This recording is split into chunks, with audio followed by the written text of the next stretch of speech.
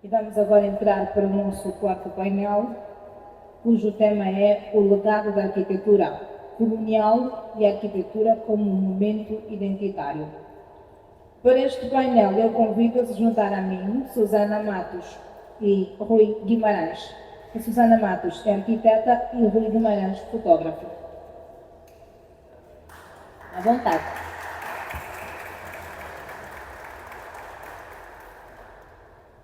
Então, Susana e Rui, estejam à vontade. Vamos começar pela Susana.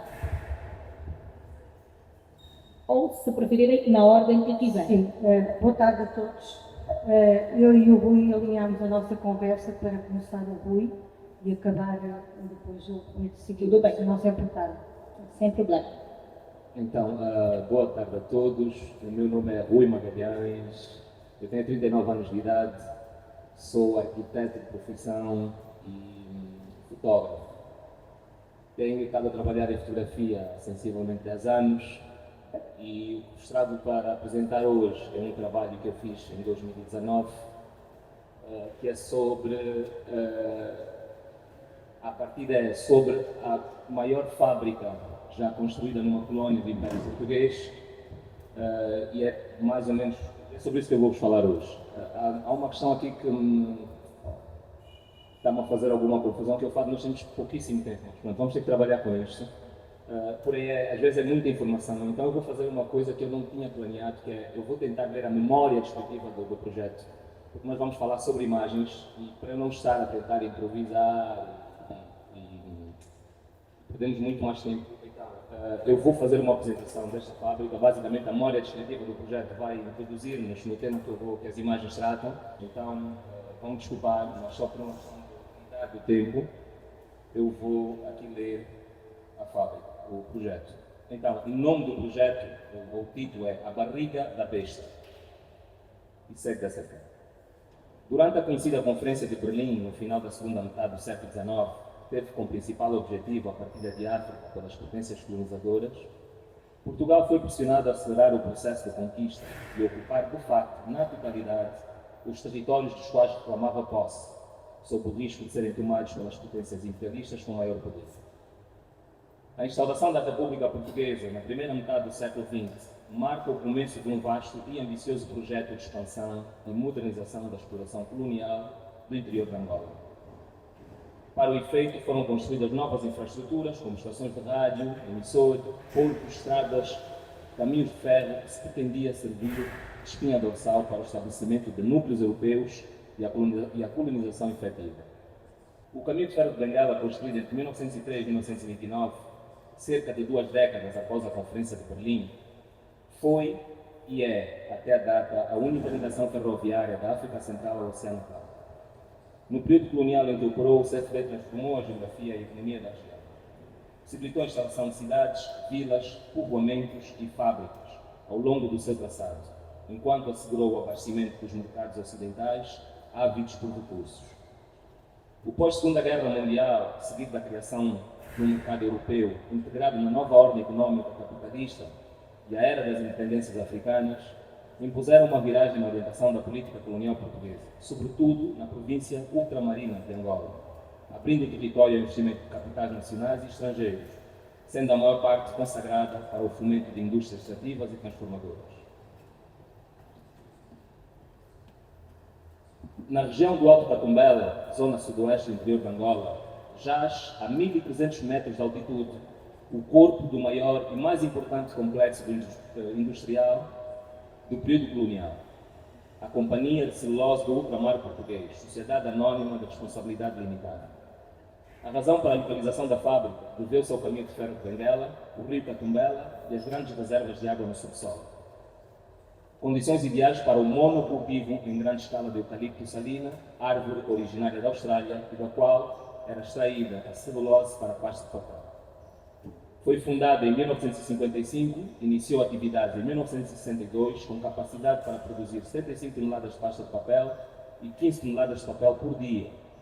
A tecnologia e o equipamento, desde caldeiras, máquinas, produtos químicos, eram provenientes da Suécia, Reino Unido, Finlândia, Itália e França. A sociedade era constituída pelo Estado português em 41%, Banco de Fomento Português em 28,5%, Companhia de Seguro Fidelidade 3%, Companhia de Seguro Império 3% e Anónimos do Livre Mercado 24,5%. A construção da pequena cidade industrial obteceu um plano moderno, rigorosamente formalista, baseado no conceito de desenvolvimento funcional que separa por categorias os usos de acordo à sua função. Com base neste princípio, o desenho da implantação da Companhia de Celulose previa o seguinte zoneamento: zona fabril, zona residencial com um bairro para europeus e 2 bairros segregados para africanos, zona de equipamentos de lazer para europeus com piscinas, cinema, campo de golfe e zona com equipamentos para comércio, escolas, hospitais e correios. Trabalhavam para a Companhia de Celulose 14 mil funcionários, dos quais 2 mil como técnicos e operários na fábrica e os outros 12 mil trabalhavam no abate dos 87 mil hectares de florestas de eucaliptos, área equivalente a 108 campos de futebol de dimensões internacionais. Abandonada pouco antes da independência, foi reativada pelo governo do MPLA em 1966 e renomeada Companhia de Celulose e Papel de Angola. Funcionou até 1983, período em que a guerra civil se agravou e foi tomada de assalto pela UNITA, que raptou a equipe técnica composta por angolanos, checoslovacos e cubanos. Definitivamente votada ao abandono, ficou inoperável, sem condições de ser reativada. Grupos organizados de civis e militares, ora por oportunismo, ora para a sobrevivência, dissecaram o corpo frio, extraindo do seu interior as vísceras e os órgãos vitais. Então, eu comecei este projeto em 2019, depois de começar a estudar o contexto em que a fábrica foi construída e também depois de começar a estudar imagens de satélite. E olhando, isto agora falando um pouco da arquitetura, a questão da implantação da fábrica, olhando para a fábrica, para as imagens de satélite, o que se percebe é que há dois grupos distintos. Há a fábrica em si e há a zona onde os operadores da fábrica funcionavam. Estas duas condições transformavam esta fábrica, vamos assim pensar, num organismo autossuficiente. Ou seja, a fábrica produzia o suficiente para pagar os funcionários produziam para operar a fábrica. Então, esta fábrica é construída num período. Há várias questões, né, que se podem ver aqui desse projeto. Eu estava, sobretudo, interessado neste período que segue logo a seguir à Revolução Industrial, logo a seguir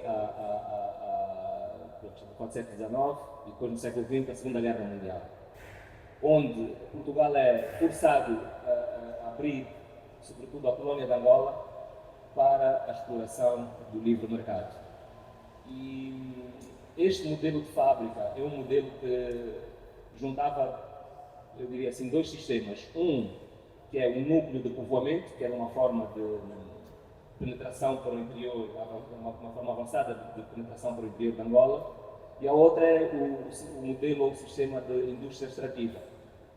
Portanto, estes 2 modelos combinados, eles ganhavam uma certa autonomia que respondia a várias questões. Respondia a questão da exploração da Angola, respondia a questão da manutenção da presença europeia, particularmente da presença portuguesa no território, e tendo em conta que o interior de Angola era fronteira para o colonialismo, era a última fronteira do colonialismo, então essa fábrica não era só uma unidade produtiva, mas era também um projeto que tinha digamos assim, um interesse político, estratégico.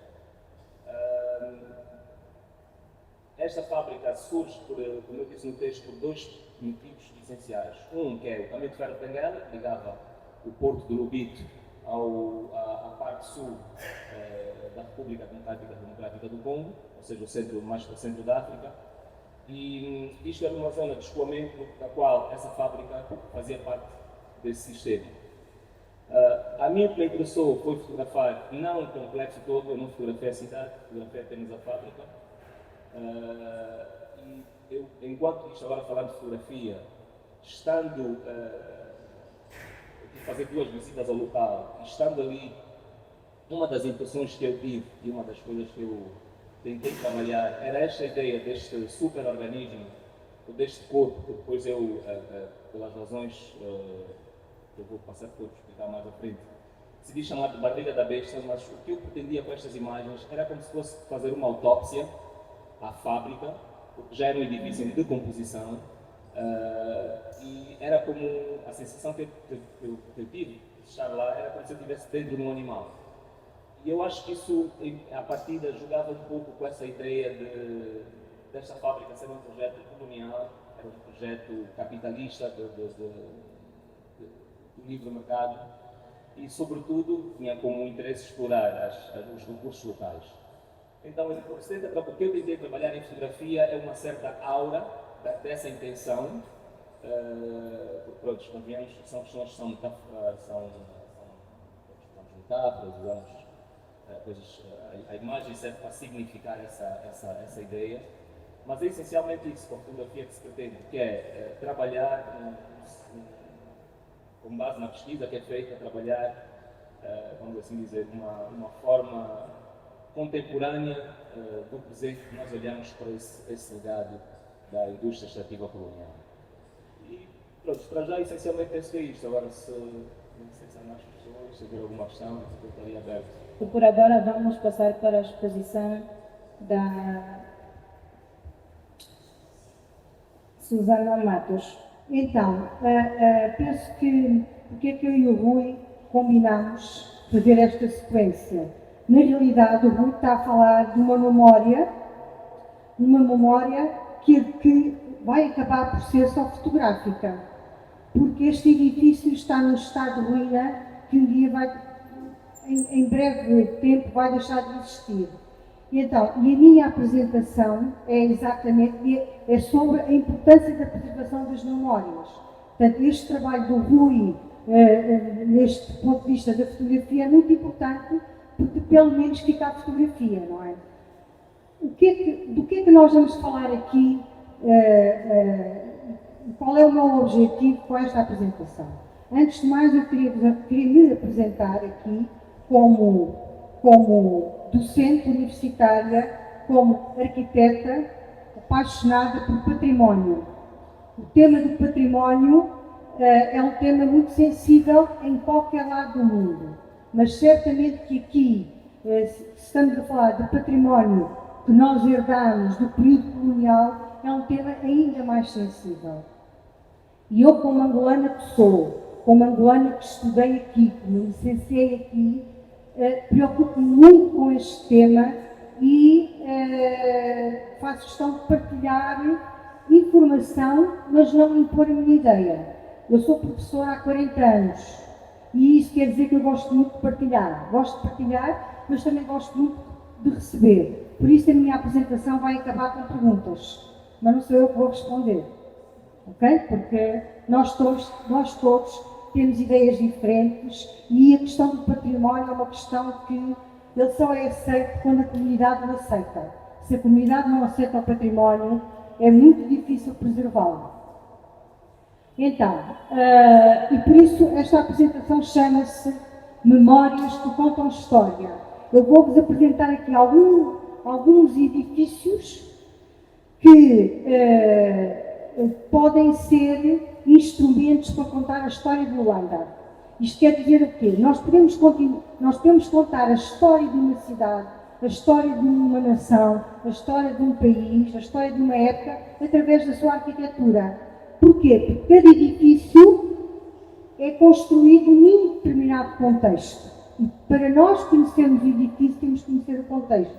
Mas muitas vezes também podemos conhecer o contexto através do edifício. Já vão perceber o que é que eu estou a dizer isto. Então podemos continuar, Euclides, por favor. Então, memórias. O que são memórias? Memórias são recordações. Nós lembramos de tudo? Não. A memória é uma seleção daquilo que nós devemos esquecer e daquilo que nós devemos lembrar. O que é importante preservar? Que memórias é que é importante preservar? Cada um de nós tem os seus critérios. Mas nós estamos aqui a falar, podemos passar para o... Nós estamos aqui a falar, não são memórias nossas, são memórias coletivas. Memórias de uma nação nova. Já não é tão nova assim, não é? Da República de Angola. Então, essa coletividade é tem que saber escolher que memórias é que nós devemos fazer questão de manter. Essa é a tarefa difícil quando se fala de património. Uma cidade, qualquer cidade, e repito, este tema de património é um tema que é sensível em todo o lado do mundo, porque as cidades crescem, não podem ficar congeladas. Então, para construir é preciso demolir. O que é que vamos demolir? O que é que vamos conservar? E nós aqui também temos que ter este momento de reflexão. Então, por isso, é importante nós termos noção de que nós não podemos esquecer tudo. Não podemos esquecer tudo. Porque quer queiramos, quer não, a nossa história é a nossa identidade. Mesmo que a nossa cultura, a nossa identidade original tenha sido contrariada e imposta uma com outra cultura, a verdade é que nós somos reflexos disso. E nós não podemos dizer que não. Uma coisa é nós queremos recuperar a nossa cultura antes de sermos ocupados, antes de sermos colonizados. Outra coisa é nós temos que aceitar que nós, se não tivéssemos sido colonizados, nós não éramos os mesmos que somos aqui. E olha que eu não tenho medo nenhum de falar neste assunto, porque é um assunto que muitas vezes é mal entendido, é mal interpretado, mas nós temos que acreditar que não seríamos os mesmos se tivéssemos sido ocupados por outros, de outra nacionalidade. Nós somos a nossa história, é a nossa identidade, quer queiramos, quer não. Não quer dizer que temos que esquecer a identidade de séculos atrás. Nós temos que buscá-la, nós temos que juntá-la àquilo que nós já juntamos. Por isso é muito importante nós preservarmos a história, preservarmos estas memórias, até para melhor as entendermos. Ok. Então, falando agora no património arquitetónico, que é disto que eu vou falar. O património arquitetónico é património que nós herdamos, recebemos. Mas, na minha opinião, é só por isso que ele é importante. Não é tanto. Vamos herdar coisas que não interessam, não nos interessa preservá-las. Do meu ponto de vista, este património arquitetónico é mais importante que ele é testemunho. Testemunho de momentos da nossa história importantíssimos, que muitos de vocês, se calhar, não vos transmitiram estes momentos da história. Muitos, se calhar só alguns, não sei. Não posso ser prepotente a dizer que ninguém conhece a história, não é isso que eu estou a dizer. Mas é muito importante nós entendermos esta arquitetura que nós herdamos como uma arquitetura que testemunha a história. Por exemplo, este edifício é um edifício que do ponto de vista da arquitetura, na minha opinião, é um edifício muito bonito, mas é um edifício que incomoda. Incomoda porquê? Porque é um edifício que representa um regime de Salazar, um regime totalitarista, que não foi muito, que não é agradável recordar, mas devemos esquecer? Se calhar não. Em todo o lado do mundo há memórias que magoaram muito, que foram muito violentas, mas que não podem ser esquecidas. A África do Sul não esquece o apartheid, tem um museu sobre isso. Portanto, e isto é importante. Este edifício é um exemplo de uma arquitetura que incomoda, cujo passado incomoda. Não podemos negar isso, é verdade.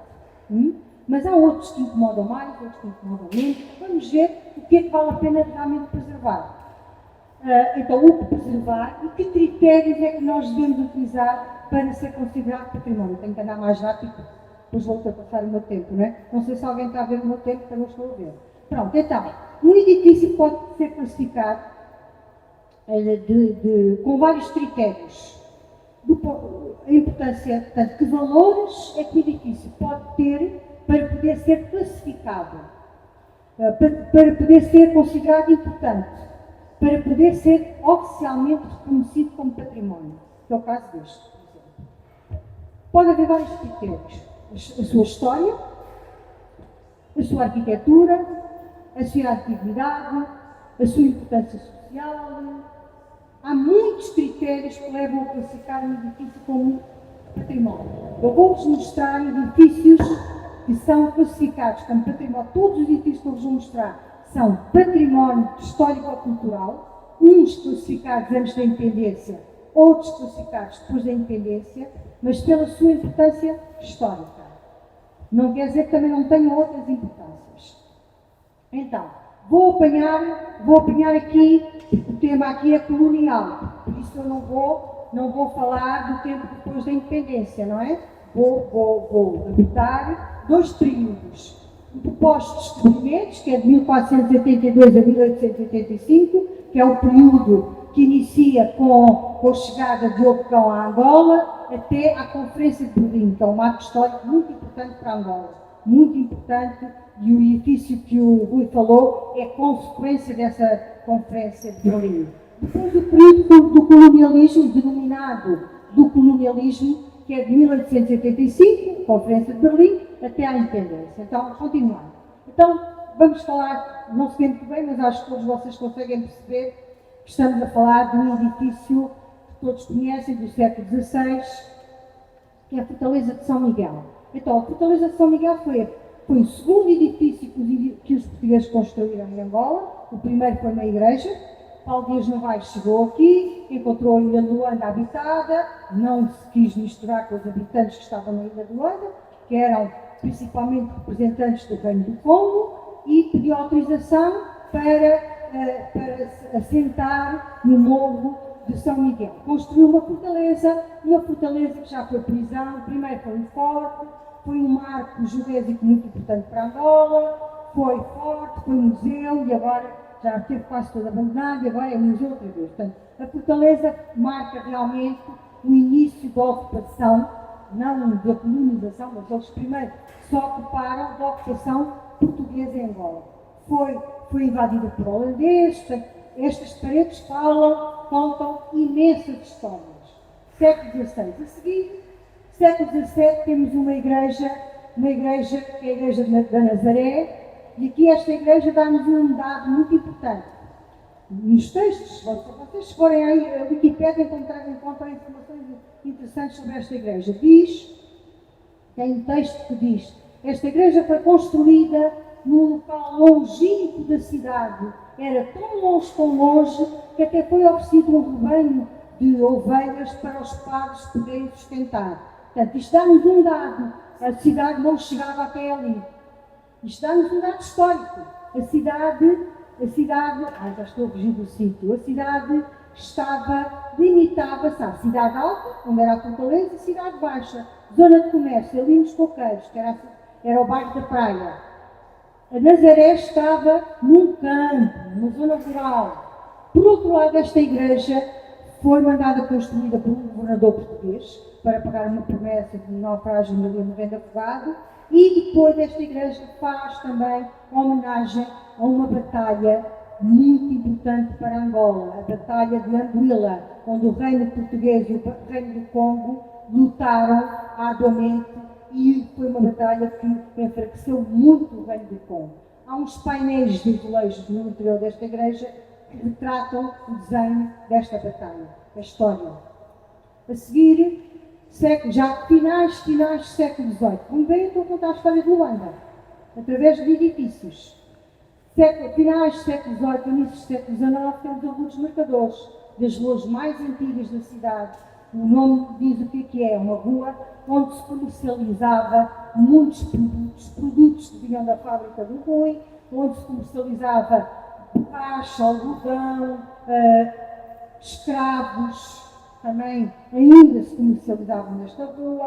Portanto, era uma rua muito frequentada por comerciantes e vivida por comerciantes. A Rua dos Mercadores é uma rua constituída por sobrados. Sobrados também têm história. Nós temos muitos sobrados em Angola, principalmente em Luanda, que eram edifícios de comerciantes, geralmente judeus, que tinham a loja no resto de chão e a habitação no segundo piso. Estes sobrados eram construídos, a estrutura que dividia o primeiro e o segundo piso era construído com troncos de madeira. Sabem de onde é que vinham estes troncos de madeira? Alguém sabe? Digam se souberem. Estes troncos vinham do Brasil. Os barcos vinham vazios, sem gente, e vinham buscar escravos. Então, para os barcos se equilibrarem, tinham que vir cheios de alguma coisa, eram troncos do Brasil. E os sobrados foram construídos com estes troncos. Deixavam os troncos, levavam os traves. Os sobrados são importantes também por isso. Portanto, esta rua conta a história também da escravatura de Angola. Vamos esquecê-la, não podemos esquecê-la. Não devemos esquecê-la. Pronto, a seguir, finais do século XVIII, temos aqui um edifício que quase todos vocês conhecem, certamente, que é lá com os Mercadores, que é uma casa nobre, agora é o Museu Nacional de Antropologia. Pronto, esta casa, vou ser rápida, é uma casa de um fazendeiro rico, que lá está, tinha a sua fazenda no sertão, no interior, e depois vinha vender os seus produtos, e enriqueceu tanto que até já construiu na cidade. E tem 2 pátios. Um pátio era o pátio social, o outro pátio chamam-lhe o pátio de serviço, era onde ele guardava os escravos. Se vocês passarem por este edifício, a parede, o muro que dá para a Rua dos Mercadores, é um muro muito alto, que era para os escravos não poderem fugir. Então, continuando, quase a acabar, temos aqui o Palácio da Ana Joaquina, século XIX. Cá está, isto é um edifício que se escolheu demolir. Não vale a pena ficar, não vale a pena ser uma memória. E demoliu-se. Pronto, todos sabem que era de uma senhora mulata muito rica, que casou com um português, tinha muitas fazendas, dava umas grandes festas, dizem que tem uns túneis para onde ela levava os escravos. Pronto, este não valeu a pena conservar, tudo demoliu. É uma memória, apesar de termos um tribunal, que é um edifício que é igual ao Palácio da Ana Joaquina, as paredes já não falam, esqueçamos. Continuando, início do século XX, o grande hotel.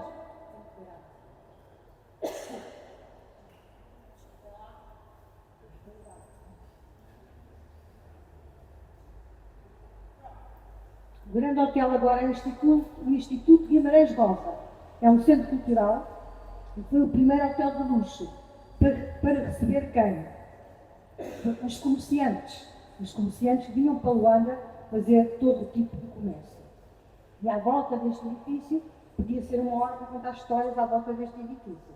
Continuando, este edifício, que enche o São Salvador Correia, foi construído. Porquê que eu trouxe este edifício? Não pelo edifício, mas porque ele está construído no bairro denominado na altura Bairro do Café.